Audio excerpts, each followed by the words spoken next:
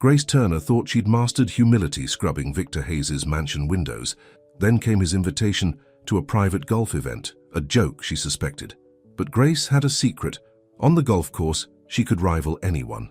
Would Victor's lesson in humility change more than his game?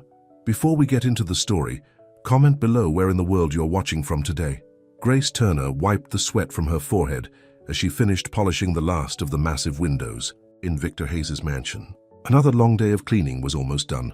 At 38, she took pride in her work even if her employer barely noticed her existence. The afternoon sun streamed through the spotless glass, making the crystal chandeliers sparkle above her head. "Mrs. Turner, still here?" Victor Hayes's voice echoed through the empty living room. He stood there in his expensive golf clothes, looking like he'd just stepped out of a magazine cover. At 45, with his salt and pepper hair and designer clothes, he was exactly what you'd expect from a self-made millionaire. Handsome, arrogant, and completely full of himself. "Just finishing up, Mr. Hayes," Grace answered, gathering her cleaning supplies. She'd learned long ago to keep her responses short and professional. After 3 years of working in his house, she knew exactly what to expect from him. Condescending remarks wrapped in fake politeness. "You know, I was just thinking," Victor said, dropping his golf bag on the freshly vacuumed carpet. Grace held back a sigh as she watched dirt scatter across the floor she'd just cleaned. "Tomorrow I'm hosting a little gathering at my private golf club. The usual crowd, CEOs, a couple of celebrities, you know the type." Grace nodded politely, wondering why he was telling her this. Usually he just left a list of special cleaning instructions when he had events. "Well, here's the thing," Victor continued, a slight smirk playing on his lips. "One of my guests cancelled last minute and I hate uneven numbers. So I thought, why not invite you?" Grace stopped what she was doing and looked at him directly. "Was this some kind of joke?" "Me, sir?" she asked, keeping her voice steady. "Yes, you," Victor chuckled. "I mean, it might be entertaining to have someone different join us. You do know what golf is, don't you?" Grace felt her cheeks flush, but not from embarrassment, from anger. If only he knew that her late husband, Tom, had been a golf instructor. If only he knew about all those Sunday mornings they'd spent together on the public course, Tom patiently teaching her every aspect of the game she'd grown to love. "Yes, Mr. Hayes, I'm familiar with golf," she said quietly. "Excellent." Victor clapped his hands together. "Tomorrow then, 10 a.m. sharp. Don't worry about cleaning. I'll give you the day off, though I suppose you'll need something appropriate to wear." He pulled out his wallet and held out several $100 bills. "Here, buy yourself something suitable. Can't have you showing up in your uniform, can we?" Grace looked at the money but didn't take it. "That won't be necessary, Mr. Hayes. I have appropriate clothing." Victor raised his eyebrows, clearly doubting her. "Well, if you're sure, remember this is Pine Valley Club. Very exclusive. We have standards." "I understand," Grace replied, gathering her cleaning cart. "And yes, I accept your invitation." Victor looked surprised. Clearly, he hadn't expected her to say yes. "Well, good then. Tomorrow at 10. Don't be late." After he walked away, Grace allowed herself a small smile. She thought about Tom and how much he would have loved this situation. He always told her that golf was the great equalizer, that on the course it didn't matter who you were or where you came from. All that mattered was how you played the game. That evening, in her modest apartment across town, Grace opened her closet and pulled out the garment bag she hadn't touched in over a year. Inside was the cream-colored dress she'd worn to Tom's memorial service. It was simple but elegant, perfectly appropriate for a day at an exclusive golf club. She'd paid more than she could afford for it at the time, but something in her had wanted to honor Tom with dignity. Next to the dress was Tom's old golf bag. She unzipped it, running her fingers over his clubs. They were older models, nothing fancy like what Victor and his friends would use, but they were well maintained. Tom had taught her that it wasn't the equipment that mattered. It was the skill and heart you brought to the game. Grace sat on her bed, holding one of Tom's old golf gloves. "You won't believe what happened today," she said out loud, a habit she'd developed since losing him. "Remember how you always said everyone's equal on the golf course? Well, tomorrow I get to test that theory." She could almost hear Tom's laugh, could almost see the twinkle in his eyes. He would have loved this, his modest wife about to step into the world of millionaires and show them what real golf was about. Grace spent the rest of the evening preparing. She polished Tom's old golf shoes that she'd kept, making sure they gleamed. She practiced her swing in the small living room, muscle memory taking over as she remembered Tom's patient instructions. "It's all about the follow-through, Gracie," he used to say. just like in life. As she got ready for bed, Grace felt a mixture of emotions. There was nervousness, of course. These would be people who lived in a completely different world from hers, but there was also excitement, and underneath it all, a quiet determination. Victor Hayes had invited her as a joke, expecting her to embarrass herself. Well, she had news for him. Tomorrow would be interesting indeed, not just because she would surprise everyone with her golf skills, but because for the first time in 3 years, Victor Hayes would have to see her as a person, not just the woman who cleaned his house. Grace set her alarm and climbed into bed, saying her nightly prayer. "Watch over me tomorrow, Tom," she whispered. "And if you can, help me with my swing. I have a feeling I'm going to need it." The next morning dawned bright and clear. Perfect golfing weather. As Grace got dressed, she could feel her heart pounding with anticipation. The cream-colored dress fit perfectly, and she took extra care with her hair, pulling it back in a stylish chignon instead of her usual practical bun. Looking in the mirror, she hardly recognized herself. She packed Tom's golf bag in her car, a modest Honda that would stand out like a sore thumb in the Pine Valley Club parking lot. But that was okay. She wasn't there to impress anyone with her car or her clothes. She was there to play golf and maybe, just maybe, teach Victor Hayes a lesson about judging books by their covers. As she drove toward the club, Grace remembered something else Tom used to say. "Golf is a lot like life, Gracie. Sometimes you get a bad lie, sometimes the wind's against you, but you play the ball where it lands. And you never know. Sometimes the most challenging shots turn out to be the most rewarding." Grace smiled at the memory. Today would certainly be challenging, but she was ready. Victor Hayes had no idea what he was in for, and that made it all the more exciting. The gates of Pine Valley Golf Club looked like something out of a fairy tale. Grace drove her Honda past perfectly manicured lawns and flowering trees, feeling more than a little out of place among the line of luxury cars. She parked between a bright red Ferrari and a sleek black Mercedes, took a deep breath, and checked her reflection one last time in the rearview mirror. "Here goes nothing," she whispered to herself, grabbing Tom's golf bag from the trunk. The leather was worn but clean, and she held it with pride as she walked toward the clubhouse. Victor Hayes was standing on the steps with his usual crowd. Grace recognized most of them from the parties she'd cleaned up after at his mansion. There was Jennifer Roberts, the famous news anchor, wearing what looked like a $1,000 golf outfit. Next to her stood Michael Crawford, CEO of some big tech company, and his wife Diana, who always left lipstick stains on all the wine glasses. "Well, well," Victor called out as Grace approached. "Mrs. Turner actually showed up." The surprise in his voice was clear. He'd obviously expected her to back out. "Good morning, Mr. Hayes," Grace said calmly. She could feel everyone's eyes on her, taking in her cream-colored dress and Tom's old golf bag. Jennifer Roberts stepped forward, extending her perfectly manicured hand. "So you're the famous Mrs. Turner. Victor's told us nothing about you, which made us all very curious when he mentioned you were joining us today. Please call me Grace," she replied, shaking Jennifer's hand. "And I'm sure there's not much to tell. I just cleaned Mr. Hayes's house." "Oh, don't be modest," Victor cut in, his tone dripping with fake friendliness. "I'm sure you have many fascinating stories about cleaning." Diana Crawford shot Victor a disapproving look. "Don't be rude, Victor. I think it's wonderful that you invited Grace. We need some new blood in our little group." She linked her arm through Grace's. "Tell me, dear, have you played much golf?" Before Grace could answer, Victor laughed. "I doubt the public courses compare to Pine Valley, Diana. Maybe we should start her on the putting green." Grace felt her cheeks warm, but she kept her voice steady. "Actually, I'd prefer to play the full course if that's all right. My late husband was a golf instructor and he taught me well." That got their attention. Victor's smirk faltered slightly, and Jennifer raised her eyebrows with interest. "A golf instructor?"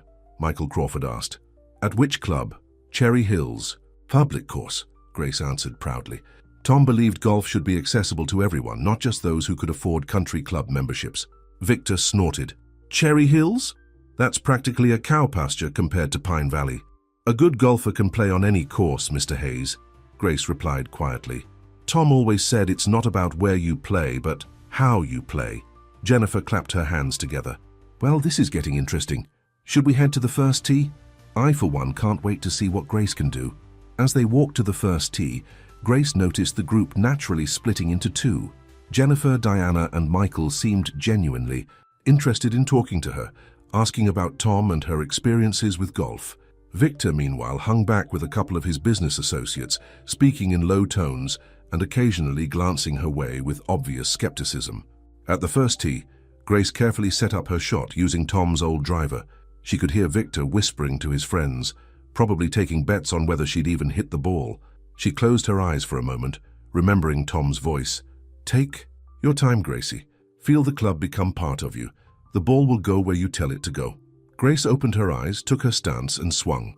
The sound of the club hitting the ball was perfect, that sweet spot Tom had taught her to find. The ball soared straight and true, landing right in the middle of the fairway, well beyond where most first shots ended up. The silence that followed was deafening. "Well, I'll be damned," Michael Crawford whispered. Jennifer let out a delighted laugh. "Oh, this is going to be fun." Victor's face had turned an interesting shade of red. He stepped up to the tee without a word, clearly determined to outdo her. His shot was good, but it landed just short of where Grace's ball lay. As they walked down the fairway, Diana fell into step beside Grace. "I haven't seen Victor that flustered in years," she said with a grin. "I think you might be exactly what this group needed." Grace smiled but said nothing. They were only on the first hole, and she could tell by Victor's rigid posture ahead of them that this day was going to be full of surprises for everyone. The next few holes proved that Grace's first shot wasn't just luck. She played consistently well, not showing off but not holding back either. Tom had taught her to respect the game, and that's exactly what she did. She took her time with each shot, stayed focused, and slowly but surely began to earn the genuine admiration of most of the group. Victor, however, grew more agitated with each hole. His own game was suffering. He kept overshooting or slicing the ball, something Grace recognized as a sign of trying too hard. By the sixth hole, he was barely speaking, responding to his friend's jovial conversation with grunts and sharp nods. "Grace, you simply must tell us more about your husband," Jennifer said as they waited for Victor to find his ball in the rough. "How long were you married?" 15 years, Grace replied, her voice softening at the memories. "We met at Cherry Hills, actually. I was there with a friend who was taking lessons, and Tom was the instructor. He had such patience, such a gentle way of teaching. He could make anyone feel like they could master the game." "He sounds wonderful," Diana said warmly. "I'm so sorry for your loss." "Thank you," Grace said. "It's been 2 years now, but days like this, and well, I feel like he's here with me in a way." Victor had finally found his ball and was stomping back toward them. "Are we going to stand around chatting all day, or are we going to play golf?" "Oh, relax, Victor," Jennifer chided. "This isn't a tournament. We're here to enjoy ourselves." "Some of us are here to actually play golf," Victor snapped, then immediately looked embarrassed by his outburst. Grace watched him carefully. She'd seen this behavior before. When things didn't go exactly as he'd planned, Victor Hayes had a tendency to act like a spoiled child. But there was something else in his expression today, something beyond mere frustration. Every time he looked at her, there was confusion in his eyes, as if she were a puzzle he couldn't solve. As they moved on to the seventh hole, Grace couldn't help but think about how different this day was turning out from what Victor had probably imagined. He'd invited her as a joke, expecting to humiliate her. Instead, she was holding her own on the course and winning over his friends with her quiet confidence and genuine love for the game. But the day was far from over, and Grace had been around Victor Hayes long enough to know that he didn't take humiliation, real or perceived, very well at all. Something was building behind his controlled facade, and she had a feeling they were headed for an explosion that would make her usual workplace drama seem tame in comparison. The sun climbed higher in the sky as the group reached the ninth hole. Grace could feel sweat trickling down her back, but she remained composed. The same couldn't be said for Victor Hayes, who was becoming more agitated with each passing minute. "Your turn, Victor," Michael called out cheerfully. "Try not to lose another ball in the water hazard." Victor's grip on his club tightened. He'd already lost 3 expensive golf balls, and his perfectly styled hair was now damp with sweat. Without a word, he set up his shot, swung too hard, and watched as the ball sailed straight into the pond. "Damn it," he swore, throwing his club to the ground. The metal clattered against the manicured grass, making everyone jump. Jennifer cleared her throat. "Perhaps we should take a break. The clubhouse isn't far, and I could use a cold drink." "Excellent idea," Diana agreed quickly. She turned to Grace with a warm smile. "You must be thirsty. Come sit with us on the terrace." But Victor wasn't done. He turned to Grace, his face flushed with anger and embarrassment. "How long have you been hiding this?" Hiding what, Mr. Hayes? Grace asked calmly, though her heart was racing. This, he gestured wildly at the golf course. All these years watching me practice in my backyard, cleaning up after my golf parties, you must have been laughing behind my back the whole time. Grace took a deep breath. I've never laughed at you, Mr. Hayes. I simply do my job, which is to clean your house. My ability to play golf has nothing to do with that. Oh, really? Victor stepped closer, his voice rising. Then why didn't you ever mention it? Why didn't you say something when I was struggling with my swing?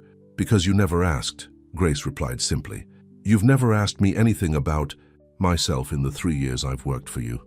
The silence that followed was deafening. Jennifer and Diana exchanged uncomfortable glances, while Michael suddenly became very interested in adjusting his golf glove. Victor, Diana said gently, you're being unreasonable. Grace hasn't done anything wrong. But Victor wasn't listening.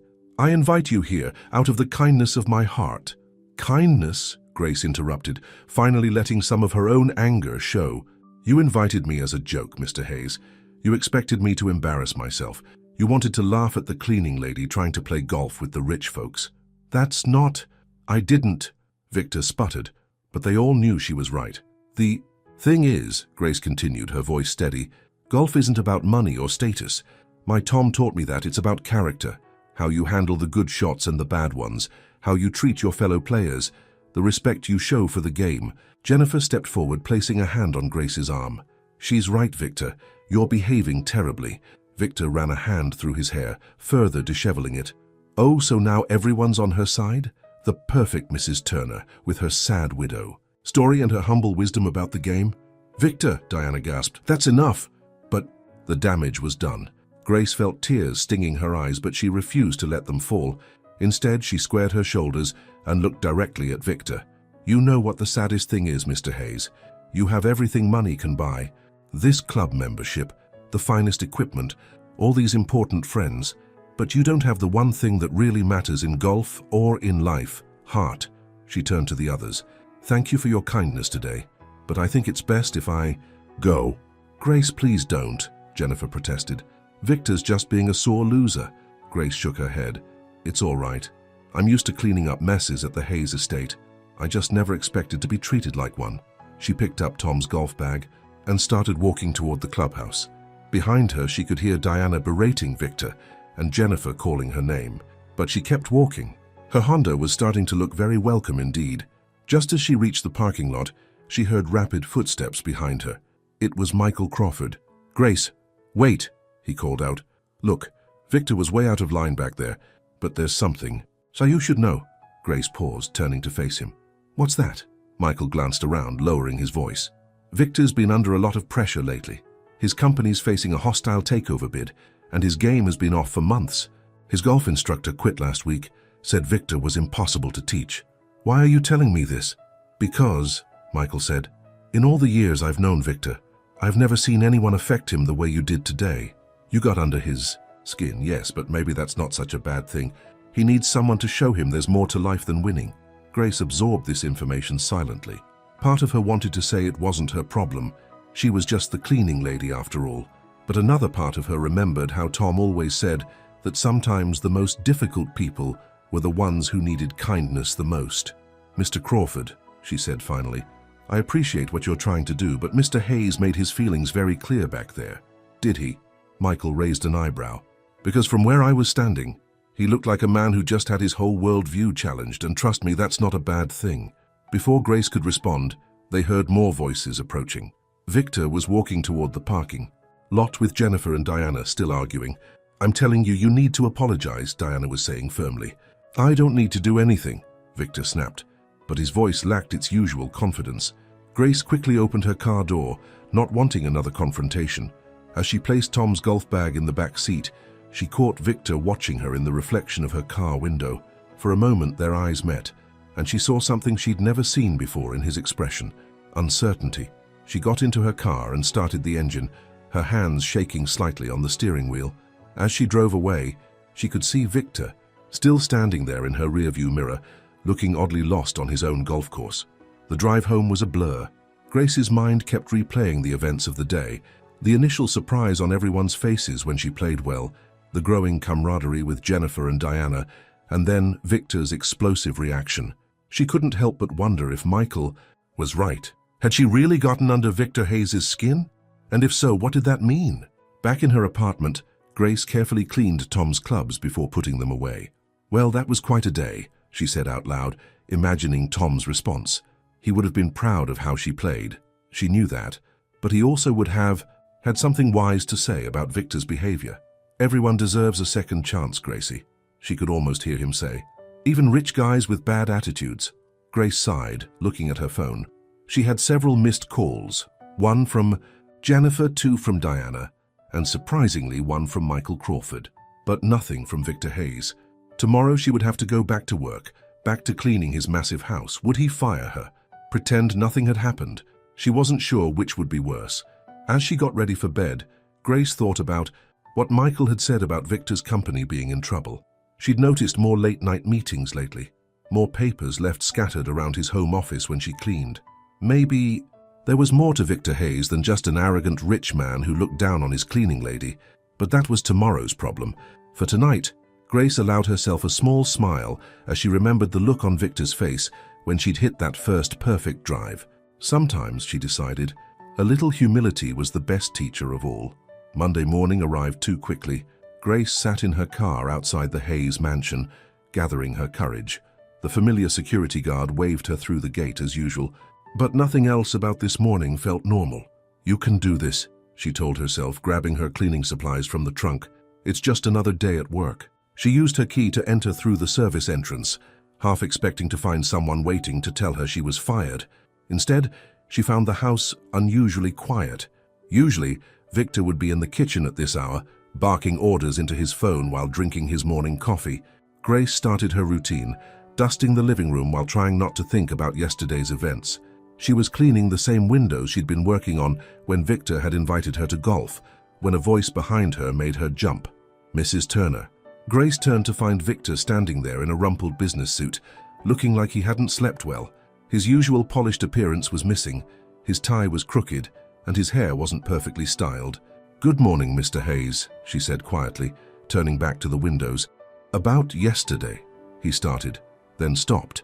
Grace could see his reflection in the glass, watching as he struggled to find words.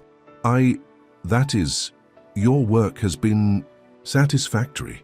Grace almost laughed at his awkward attempt at conversation. "Thank you, sir. Will that be all?" Victor ran a hand through his already messy hair. "Actually, no. I've been thinking..." But before he could finish, the front door burst open. A tall, sharp-featured woman in an expensive suit strode in, followed by two men carrying briefcases. "Victor, we need to talk now," the woman demanded. "The board meeting is in 2 hours, and Richardson is making his move." Victor's whole demeanor changed. His shoulders tensed and that familiar worried look returned to his face. "Sandra, I told you I'd handle it." "Handle it?" Sandra scoffed.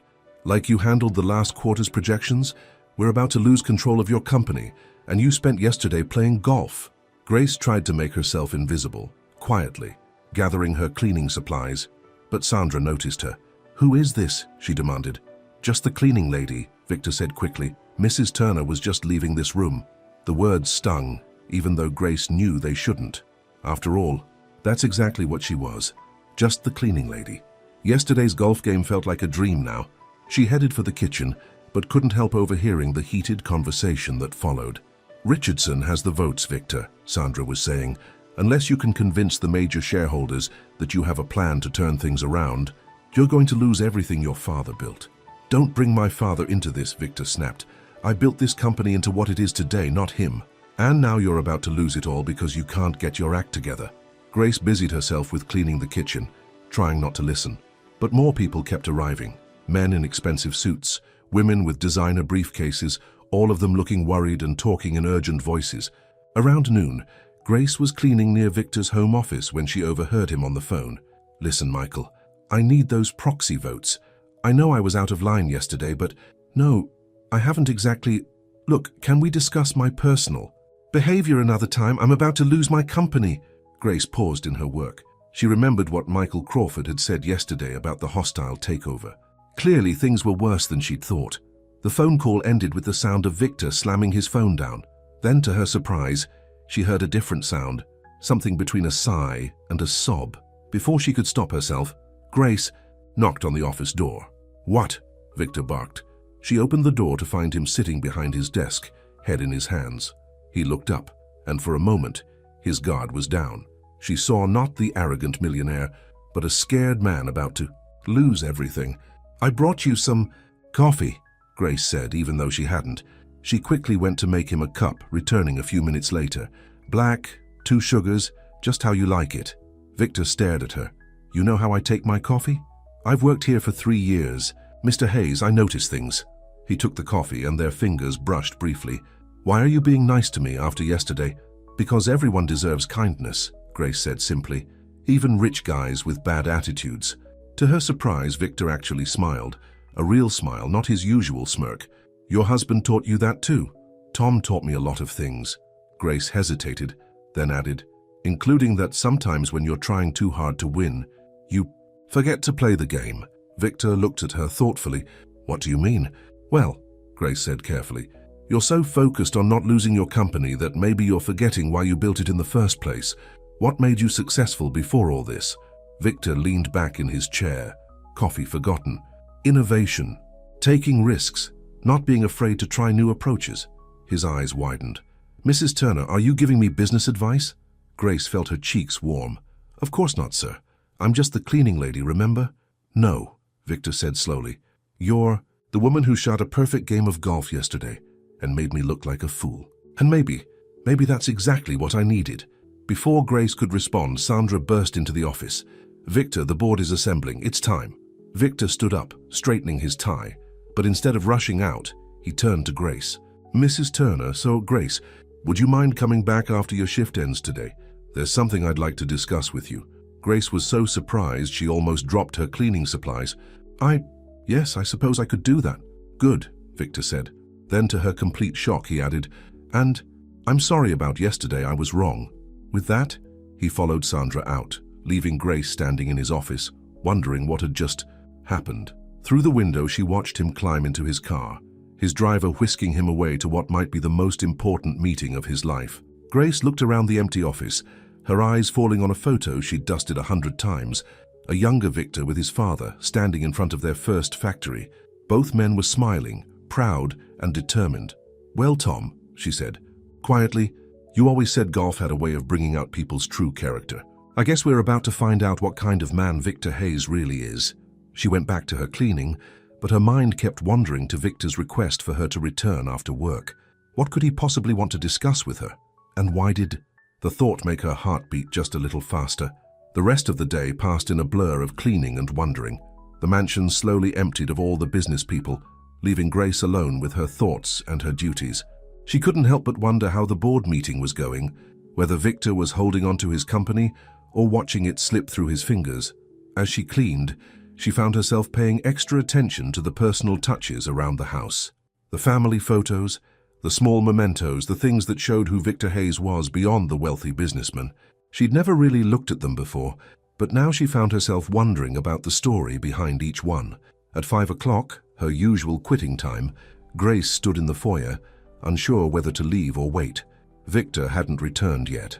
Maybe he'd forgotten about asking her to stay. Maybe he'd lost everything and wouldn't be coming back at all. Just as Grace had decided to leave, she heard a car pulling up to the mansion. Through the front windows, she saw Victor getting out of his car alone. His tie was completely undone now, hanging loose around his neck, but there was something different about his expression, a spark of energy that hadn't been there this morning. The front door opened, and Victor stopped short when he saw her. "You stayed. You asked me to," Grace replied simply. Victor nodded, running a hand through his disheveled hair. "Yes, I did. Would you mind joining me in the kitchen? I could use a cup of coffee. A real one, not that fancy boardroom stuff they served all day." Grace followed him to the kitchen, where she'd spent countless hours cleaning. It felt strange to be here now, watching, as Victor loosened his collar and rolled up his sleeves. "Let me," she said, moving to the coffee maker. It was easier to focus on this familiar task than on the unusual situation. "The board meeting," Victor said suddenly. "It didn't go exactly as planned." Grace's hands stilled on the coffee maker. "I'm sorry to hear that, Mr. Hayes." "No, that's just it," Victor laughed, and the sound was surprisingly genuine. "It didn't go as planned because I didn't follow the plan. I did something completely different. Grace turned to look at him, curious despite herself. What did you do? I thought about what you said, about remembering why I built the company in the first place. Victor leaned against the counter, watching as she prepared the coffee. So instead of presenting the usual financial projections and corporate strategies, I told them a story. A story?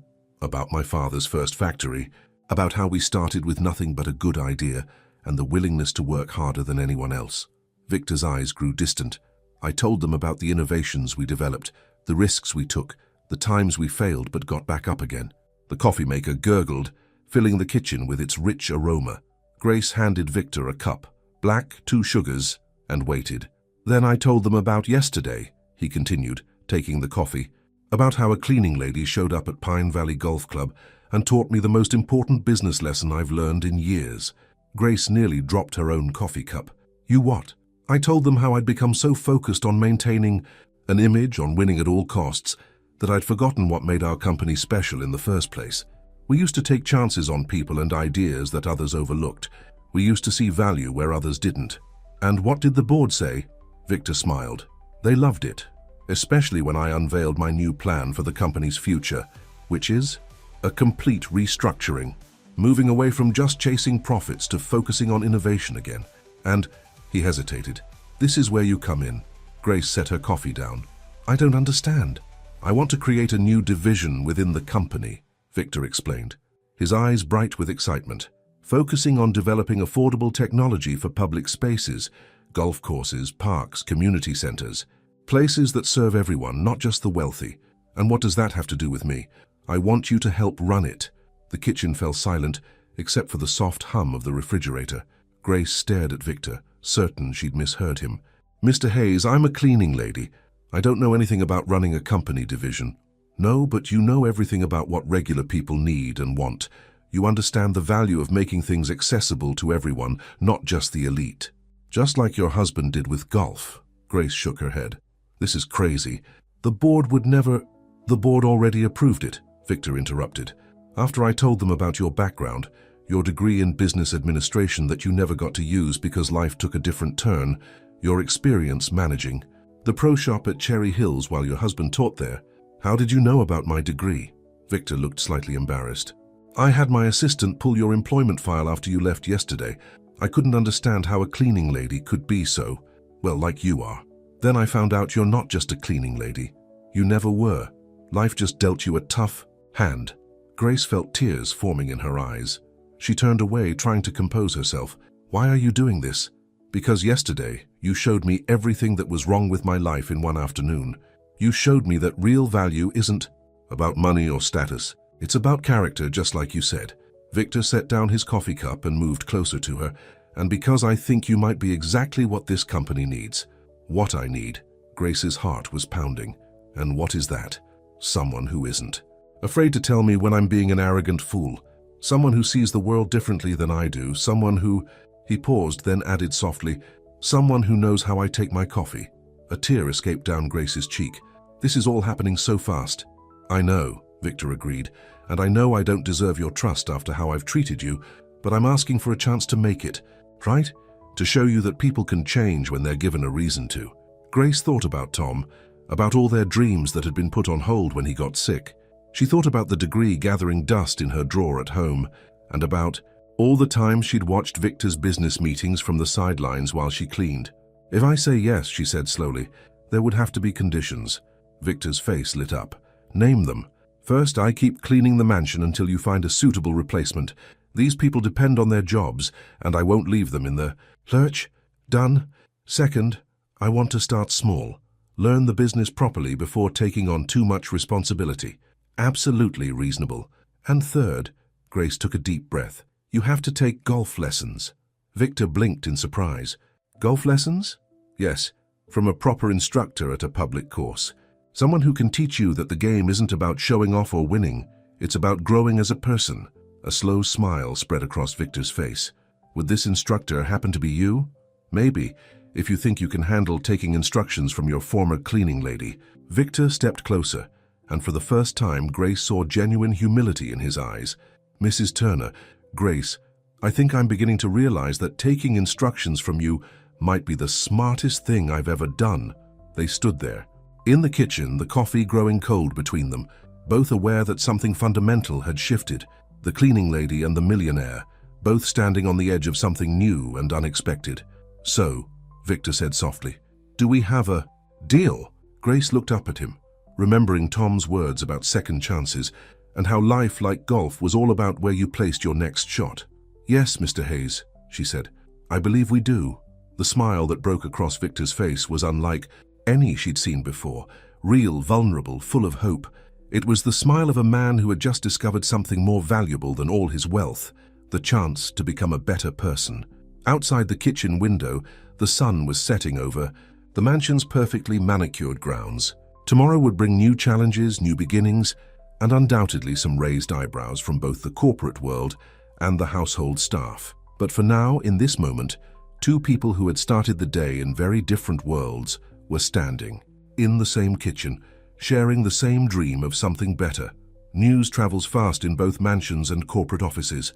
By the next morning, the story of Victor Hayes' cleaning lady becoming a company executive had spread like wildfire. Grace felt the stairs as she walked into the mansion, cleaning cart in hand for what would be one of her last weeks in this role. "Is it true?"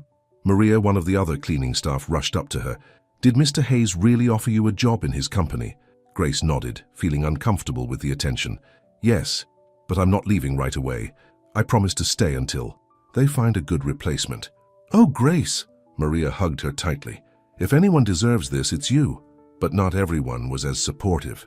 As Grace worked through her morning routine, she overheard whispers from some of the other household staff. Words like gold digger and sleeping her way to the top floated through the corridors.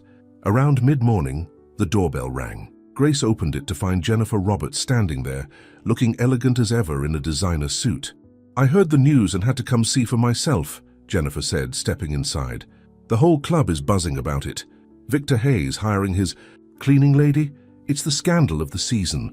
"It's not a scandal," Grace said firmly. "It's a business decision." Jennifer's eyes sparkled. "Oh, honey, with Victor Hayes, everything's personal. You know what Diana said when she heard? She said, 'Finally, someone's knocked some sense into that man's thick skull.'"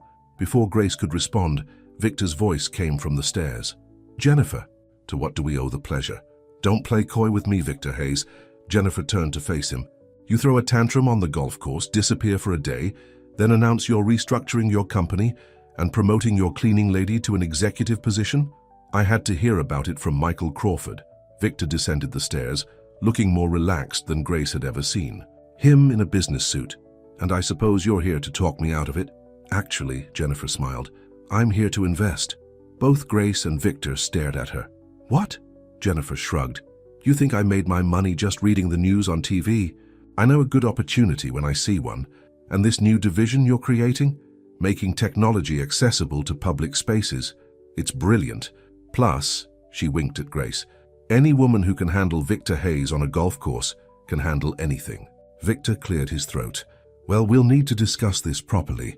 Perhaps over dinner. All of us?" "Perfect." Jennifer clapped her hands. "I'll call Diana and Michael, say tonight at Le Cirque, 7 o'clock. Grace felt panic rising. "I don't have anything to wear to Le Cirque." "Oh, don't worry about that." Jennifer linked her arm through Grace's. "You and I are going shopping right now. Victor can spare you for the afternoon, can't he?" Victor looked between the two women, seeming slightly overwhelmed. Yes, of course. Actually, I need to prepare some paperwork for Grace anyway. Employment contracts, company policies." "Perfect." Jennifer was already steering Grace toward the door. "We'll see you tonight then." "But I'm not finished cleaning," Grace protested. "Darling," Jennifer said firmly, "you're not the cleaning lady anymore. It's time to start acting like it."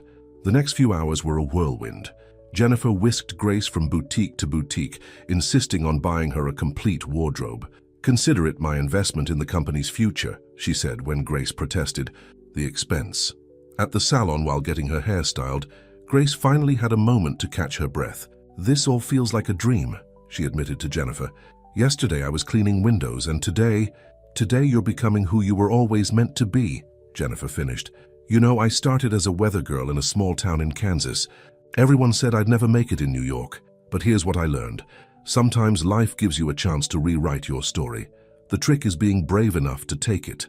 By the time they arrived at Le Cirque that evening, Grace hardly recognized herself. The simple navy blue dress Jennifer had chosen was elegant, without being flashy, and her hair was styled in soft waves that made her look years younger. Michael and Diana were already at the table when they arrived. Diana jumped up to hug Grace. "Look at you. I knew there was something special about you the moment you stepped onto that golf course." Victor arrived last, stopping short when he saw Grace. For a moment he just stared, and Grace felt her cheeks warm under his gaze. "Well," Michael said with a grin, "I think we just witnessed the exact moment Victor Hayes realized he's in trouble." Everyone laughed, even Victor, who took his seat next to Grace. "I prefer to think of it as the moment I realized I made the right decision." Throughout dinner, they discussed plans for the new division. Grace found herself sharing ideas she'd had for years, but never thought she'd get to use. Ways to make technology more accessible, programs to bring innovation to communities that needed it most. "You see," Jennifer said to Victor, "this is exactly what your company needed. Fresh perspective, real-world understanding, actual connection to the communities you're trying to serve. I'm beginning to see a lot of things I was blind to before," Victor replied quietly, his eyes meeting Grace's. But the evening wasn't without its awkward moments. Halfway through dinner, Sandra, Victor's business advisor from yesterday, approached their table. "Victor," she said coldly, "I see the rumors are true. Have you completely lost your mind?" The table fell silent. Victor straightened in his chair, but before he could speak, Grace stood up. "Ms. Peterson, isn't it?" she said calmly. "I understand your concern. A cleaning lady suddenly becoming a company executive does sound crazy, but you know what's crazier? A brilliant company losing its way because it forgot that innovation comes from understanding real people's needs, not just chasing profit margins." Sandra's mouth opened and closed without sound. Jennifer barely concealed her delighted smile behind her wine glass. "Now," Grace continued, "you can either join us in building something new and meaningful, or you can stand there judging decisions you don't yet understand. The choice is yours." For a long moment, Sandra just stared at her. Then, surprisingly, a small smile tugged at her lips. "Well, Victor," she said, "maybe you're not as crazy as I thought." With a nod to the table, she walked away. "I think I'm in love," Diana declared, raising her glass. To Grace Turner, who just proved that class has nothing to do with money and everything to do with character. As their glasses clinked together, Grace felt Victor's hand find hers under the table. A gentle squeeze, nothing more, but it sent warmth spreading through her chest. The evening continued with more laughter, more plans, more dreams shared, among people who were quickly becoming more than just business associates. But through it all, Grace kept thinking about Tom, wondering what he would say if he could see her now. Somehow she knew he would be smiling, proud of her for taking this chance, for stepping out of the shadows and into her own light. After D, all he had always told her that life, like golf, was full of surprising turns. The key was keeping your balance and trusting your swing. Grace stood in front of her bathroom mirror, adjusting the collar of her new blazer. 1 week had passed since the dinner at Le Cirque, and today was her first official day as Director of Community Innovation at Hayes Technologies. The title still felt strange, like clothes that didn't quite fit yet. "Deep breaths," she told, her reflection. "You can do this." Her phone buzzed with a text from Jennifer. "Knock them dead, darling. Remember, you've got this."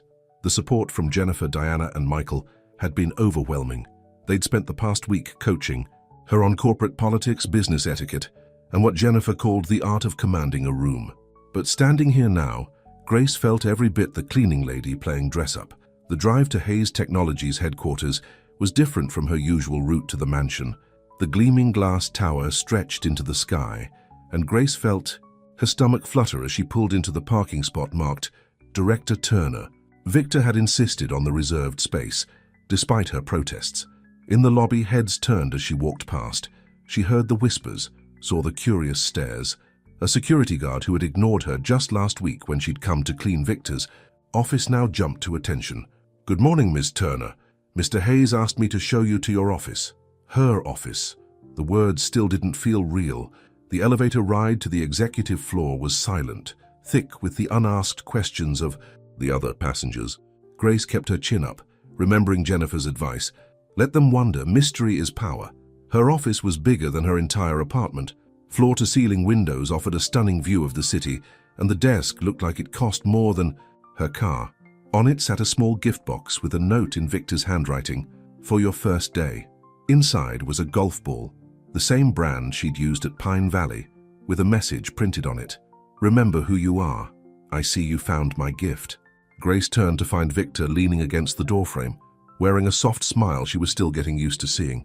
"It's perfect," she said, holding up the golf ball, "though I'm not sure who I am anymore." "You're the same person you've always been," Victor replied, stepping into the office. "That's exactly why you're here."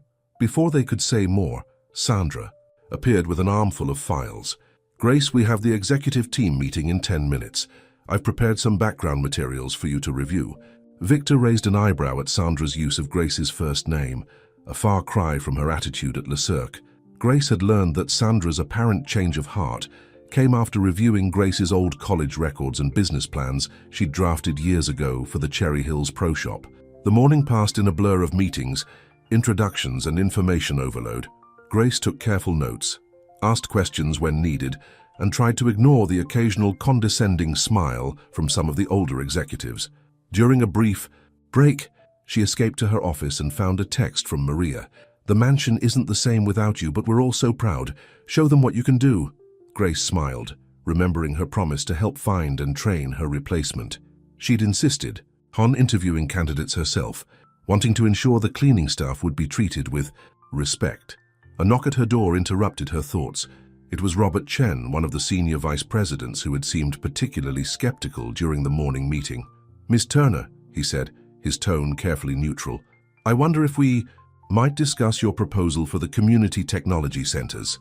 "Of course," Grace gestured to a chair. "What are your concerns?" "Well," he settled into the chair, "your idea of starting in public golf courses seems limited. Surely there are more profitable venues we could consider." Grace thought carefully before responding. "Mr. Chen, did you ever play golf on a public course?" He blinked, surprised by the question. "No, I belong to Pine Valley, actually." "Then let me tell you about Cherry Hills," Grace said, warming to her subject. "Every weekend, kids from the local high school would come to practice. Most couldn't afford clubs, so my husband kept a set of loaners. One of those kids now has a golf scholarship to college. Another runs a successful sports equipment store. They learned more than just golf. They learned they belonged, that they had value." She leaned forward. "Now imagine if we put our technology in places like that. Not just golf courses, but community centers, public parks, libraries, places where people who might never set foot in this building can discover their potential." "But the profit margins will come," Grace interrupted gently. "But they'll come because we're building something meaningful, not just chasing quick returns. That's what made Hayes Technologies great in the first place, isn't it?" Robert sat back, studying her with new interest. "You know, Victor said something similar in the board meeting last week, though he didn't explain it quite so personally." "Well," Grace smiled, "sometimes the best business decisions come from personal understanding." After Robert left, Grace sat quietly, running her fingers over the golf ball Victor had given her. The day had been overwhelming, but somehow she felt stronger with each challenge. She was still the same person who cleaned this building last week, but she was also something more, someone who could make a difference. A movement caught her eye. Victor was standing in the doorway again, watching her with an expression that made her heart skip. "I heard what you said to Robert," he said softly, "about personal understanding. Was I out of line?" Victor shook his head. "You were perfect. You reminded me of something my father used to say, that business isn't about buildings or numbers, it's about people." "Your father sounds wise." "He was." Victor moved into the office, perching on the edge of her desk. "You know, he started outpour, built everything from nothing. I sometimes think I forgot that, got too caught up in the trappings of success. Until a cleaning lady beat you at golf," Grace teased. Victor laughed, that real, warm laugh she was hearing more often now. "Until a cleaning lady showed me what real success looks like." Their eyes met, and for a moment, the busy office beyond her door faded away. There was just them and the growing understanding between them. Then Sandra appeared with more files and the moment broke. But as Victor left for his next meeting, he paused at the door. "Golf lesson tomorrow?" he asked. Grace held up the golf ball he'd given her. "Don't forget your clubs, and Victor, no Italian silk ties this time." His smile stayed with her long after he'd gone, warming her like sunshine through the giant office. Windows. She turned back to her work, ready to face whatever challenges came next. After all, she was Grace Turner, cleaning lady, golf enthusiast, and now corporate executive. And somehow, incredibly, all those pieces were starting to fit together just fine. Early morning at Cherry Hills Public Golf Course looked nothing like Pine Valley Club. The grass wasn't quite as manicured, the clubhouse was modest, and the parking lot was filled with regular cars instead of luxury vehicles. But to Grace, it was perfect. She arrived first, parking in her usual spot from the days when Tom taught here. The morning dew still clung to the grass, and the rising sun cast long shadows across the driving range. She'd chosen this early hour deliberately. Fewer people to watch Victor Hayes, CEO, taking lessons from his former cleaning lady. When Victor's car pulled in, Grace couldn't help but smile. True to her instructions, he wasn't wearing Italian silk. Instead, he had on khakis and a polo shirt that probably cost less than his usual tie. "This is different," he said, looking around as he got out of his car. "Different good or different bad?" Victor considered for a moment. "Just different, like everything else lately." Grace led him to the driving range, noting how he carried his own golf bag instead of having someone do it for him. Small steps, but meaningful ones. "First things first," she said, setting down her bag, Tom's old one. "Show me your grip."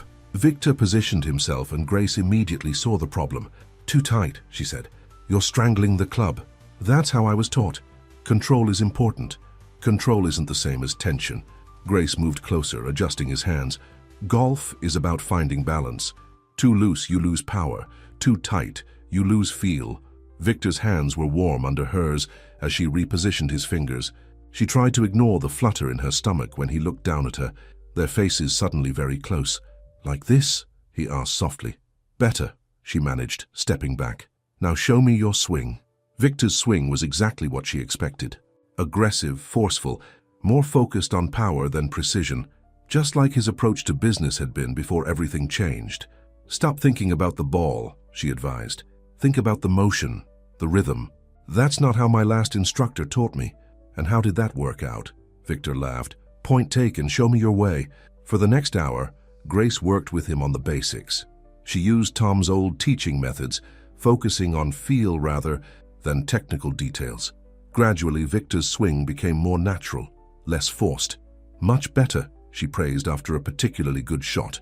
"See what happens when you stop trying to overpower everything?" "Is this another life lesson disguised as golf advice?" "Maybe," Grace grinned. "Is it working?" Victor set down his club, turning to face her. "You know, I've been thinking about everything that's happened since that day at Pine Valley. How different my life was just 2 weeks ago. Having second thoughts about hiring the cleaning lady." "No," he said seriously. "Having second thoughts about who I was before I met the real you." The intensity in his eyes made Grace's heart race. She looked away, focusing on adjusting her glove. "We should work on your putting next." But Victor wasn't ready to change the subject. "Grace, I need to ask you something."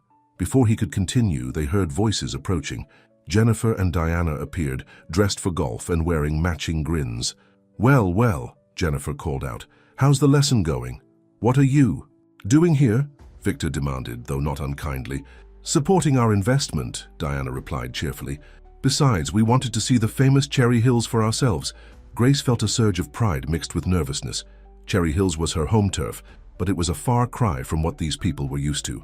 "Welcome to where it all began," she said. "Though I should warn you, we don't have a champagne cart here." "Thank goodness," Jennifer laughed. "I'm tired of pretending to enjoy warm champagne at 10 in the morning. Please tell me you have coffee." "The clubhouse makes the best coffee in town," Grace confirmed, "and Mary's cinnamon rolls are better than anything at Pine Valley." They made their way to the modest clubhouse, where Mary, the owner's wife, nearly dropped her coffee pot when she recognized Jennifer Roberts from TV. "Grace Turner," Mary exclaimed after recovering. "We've missed you around here. And now look at you bringing fancy folk to our humble course." "Nothing humble about this place, Mrs. Johnson," Victor spoke up, surprising Grace. "Some of the best golf lessons I've ever had have happened right here this morning." Mary beamed at him. "Well, any friend of Grace's is welcome here. Coffee's on the house." They settled at a worn table by the window. Grace watched as her two worlds collided. Jennifer and Diana chatting with Mary about her famous cinnamon rolls, Victor looking around the simple clubhouse with genuine interest rather than condescension. "Tom would love this," she said softly, more to herself than anyone else, but Victor heard her. "Tell me about him." he said quietly while the others were distracted. What would he think about all this? Grace considered the question. He'd think it was hilarious, honestly. He always said golf had a way of bringing people together, breaking down barriers. But this, she gestured at their unlikely group, this would make him laugh with joy. He sounds like a wise man. He taught me that everyone deserves a chance to prove themselves, regardless of where they come from. She looked at Victor meaningfully. Some people just take longer to learn that lesson than others. Victor's hand found hers under the table. Some people need the right teacher. The touch of his hand sent warmth spreading through her chest. But it also brought a twinge of guilt. Was it too soon to feel this way about someone else? What would Tom think? As if reading her thoughts, Mary appeared with a fresh pot of coffee. You know what Tom always said, Grace? The heart's like a golf course. Sometimes you have to play through the rough patches to get to the green. Grace felt tears prick her eyes. Mary had known them both so well, had watched their love story unfold on this very course. Speaking of playing through, Jennifer interrupted, having overheard. I think it's time for a proper round. What do you say, Victor? Ready to show us what Grace has taught you? Victor looked at Grace, his hand still warm on hers under the table. What do you think, teacher? Am I ready? Grace thought about how far they'd both come, from cleaning, lady and arrogant millionaire to whatever they were becoming now. Only one way to find out. As they headed back out to the course, Grace noticed Victor taking one last look around the clubhouse, his eyes lingering on the wall of photos where Tom's picture still hung among the other instructors. Thank you, he said quietly, when he caught up to her, for bringing me here, for showing me this part of your life. Well, Grace replied, you showed me your world. It seemed only fair to show you mine. The morning sun was higher now, burning away the last of the dew. Ahead of them, Jennifer and Diana were already arguing good-naturedly about teams and handicaps. Behind them, Mary watched from the clubhouse window, probably remembering other mornings, other lessons, other beginnings. And between it all stood Grace and Victor, both holding golf clubs, both standing on the edge of something that felt a lot like happiness. The path ahead might not be as perfectly manicured as Pine Valley's fairways, but somehow, that made it even more exciting. 1 month into her new role at Hayes Technologies, Grace sat in her office reviewing the final plans for their first community technology center. The project was coming together beautifully. They'd chosen Cherry Hills as their pilot location, a decision that felt right in every way. A knock on her door made her look up. It was Sandra, holding a newspaper. Have you seen this? Sandra asked, dropping the paper on Grace's desk. The Society page headline read, Cinderella Story or Corporate Scandal, Hayes Technologies, CEOs. Relationship with former cleaning lady raises eyebrows. Grace's stomach dropped as she scanned the article. Someone had leaked photos of her and Victor at Cherry Hills, including one of him holding her hand during a golf lesson. The article questioned her qualifications, hinted at improper relationships, and suggested the whole community technology project was just a cover for Victor's midlife crisis. Victor's going to be furious, Sandra said, sitting down heavily in a chair. Where is he? In an emergency board meeting. Some of the shareholders are concerned about the company's image. Grace felt like she couldn't breathe. Everything she'd worked for over the past month, all the respect she'd earned, seemed to crumble under the weight of these tabloid accusations. Her phone buzzed with texts from Jennifer and Diana, both offering support and threatening to destroy whoever leaked the story. But Grace barely saw the messages through her tears. She thought about Tom, about how he'd always said that character showed most clearly under pressure. What would he tell her to do now? The answer came to her clearly. Face it, head on. Grace stood up, straightened her jacket and headed for the boardroom. Sandra tried to stop her, but Grace was done hiding, done letting others define who she was.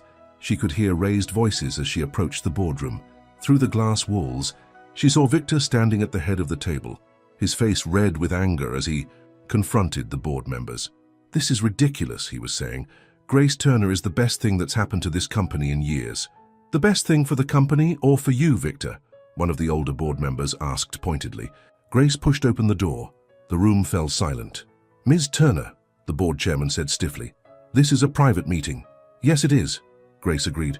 A meeting about me, about my relationship with Victor, about my role in this company, so I think I have a right to speak.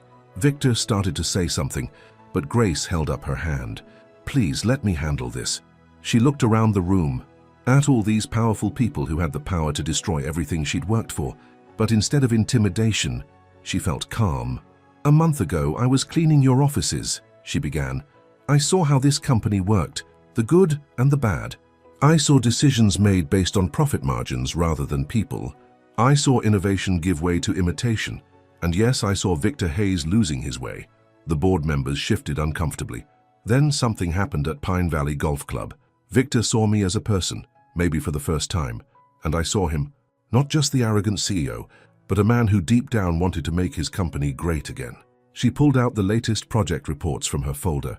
"In 1 month, our Community Innovation Division has developed partnerships with 12 public facilities. We have letters of intent from major investors, including Jennifer Roberts. Our pilot program at Cherry Hills is already generating positive press, at least before today." Grace handed out the reports, then turned back to the board. "As for my relationship with Victor, yes, something is happening between us.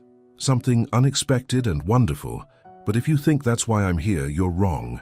I'm here because I believe in what we're doing. I'm here because after losing my husband, I thought my dreams were over. But life gave me a second chance, and I'm not going to let tabloid gossip take that away." The room was silent. Victor was watching her with an expression that made her heart race. "Ms. Turner," the chairman said finally, "these reports are impressive, but the publicity is exactly what we need," a new voice said. Everyone turned to see Robert Chen standing in the doorway. "I've just gotten off the phone with 3 major tech blogs. They love the story, not the scandal, but the real story. A company returning to its innovative roots, reaching out to communities that need it most. They're calling it a revolution in corporate responsibility." Grace felt hope rising in her chest as Robert continued. "And yes, they love the personal angle too. The CEO who learned humility from his cleaning lady? It's corporate America's greatest romance since Bill Gates met Melinda." A ripple of laughter went through the room, breaking the tension. "Well," the chairman said, looking around at his fellow board members, "it seems we may have acted hastily. Miss Turner, please accept our apologies for any uncomfortable implications." Grace nodded gracefully, but inside her heart was soaring. She'd done it. She'd stood up for herself, for Victor, for everything they were trying to build together. As the board members filed out, Victor remained behind. When they were alone, he moved toward her.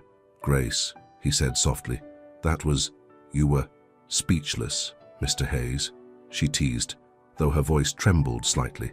"That's a first." Instead of answering, Victor did something completely unexpected. Right there in the boardroom, with the afternoon sun streaming through the windows and probably half the office watching through the glass walls, he kissed her. It wasn't a dramatic kiss like in the movies. It was soft, gentle, full of all the things they hadn't said yet. When they parted, Grace saw tears in Victor's eyes. "I've been fighting it," he admitted, "trying to keep things professional, trying not to complicate your new role here. But the truth is, I'm falling in love with you, Grace Turner.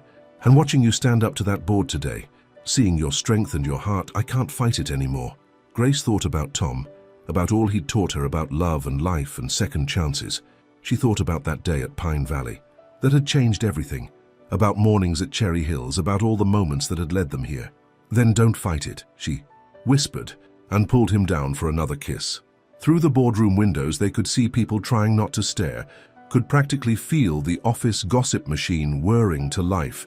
But for once, neither of them cared about appearances, or what anyone might think. They had found something real, something that had nothing to do with wealth or status or power. They had found each other, and in doing so, had found better versions of themselves. And tomorrow?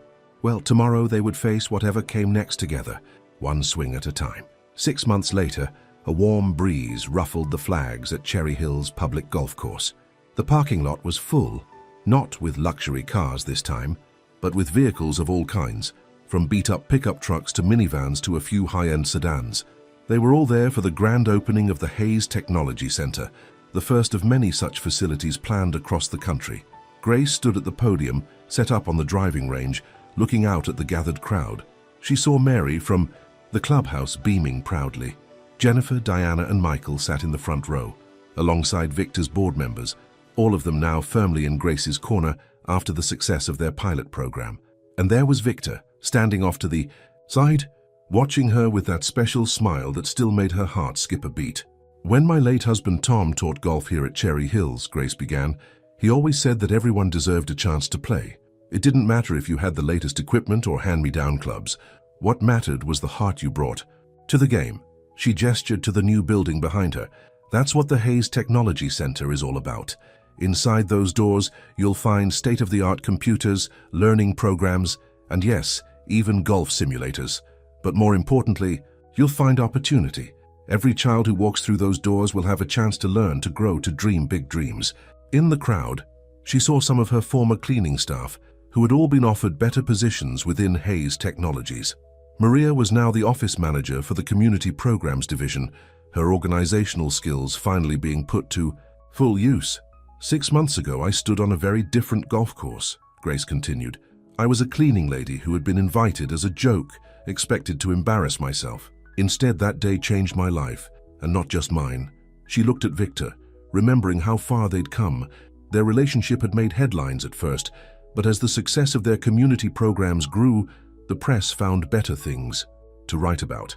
The Cinderella story had become a story of innovation, community, and positive change. Today, we're not just opening a building, we're opening doors. Doors to technology, to education, to the future. And yes, she smiled, doors to golf, because sometimes the most important lessons in life happen on a golf course. After the ceremony, as people toured the new facility, Grace found a quiet moment with Victor near the first tee. Your father would be proud, she said softly, straightening his tie, no longer Italian silk but still elegant, of the company, of everything you've built here, of everything we've built, Victor corrected her. I was lost before you came into my life, Grace, focused on all the wrong things. Well, you did invite me to golf that day just to laugh at me, she teased. Best mistake I ever made.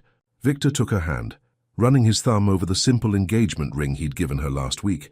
It wasn't as flashy as the jewelry his previous fiancés had worn, but it was perfect, just like the quiet way he'd proposed on the 9th hole at Cherry Hills.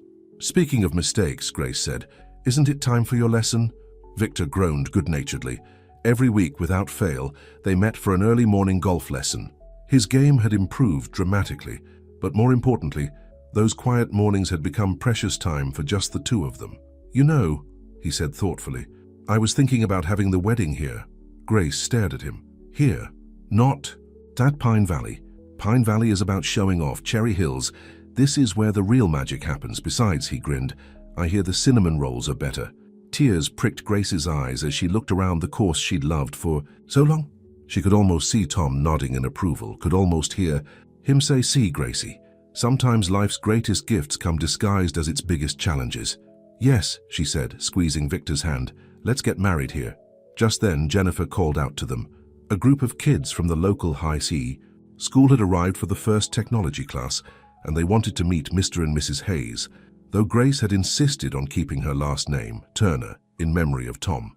As they walked toward the center, Grace thought about the strange turns life could take.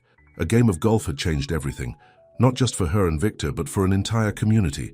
Love had bloomed in the most unexpected place, proving that second chances weren't just possible, they were sometimes even better than the first.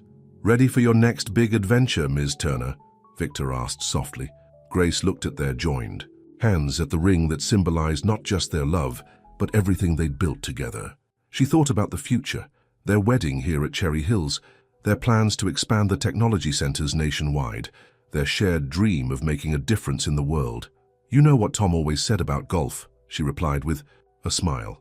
It's not about the score, it's about the journey. And this journey, it's just beginning. Victor pulled her close for a quick kiss, not caring who saw. Around them, Cherry Hills was alive with activity, kids excited about new computers, seniors learning golf on the simulators, families picnicking on the grounds that had once been just a simple golf course. And above it all, Grace could swear. She felt Tom smiling down, proud of the woman she'd become, happy that she'd found love again, and probably laughing at how a simple game of golf had turned everything upside down in the most wonderful way. As they walked into the technology center hand in hand, Grace knew that some people might still see them as an unlikely pair, the CEO and his former cleaning lady, but they saw themselves differently. Two people who had learned life's most important lessons on a golf course, who had found in each other not just love but purpose, and who were ready to face whatever challenges came next, together. After all, life, like golf, was full of surprises. The trick was keeping your balance, trusting your swing and always playing with heart. The end.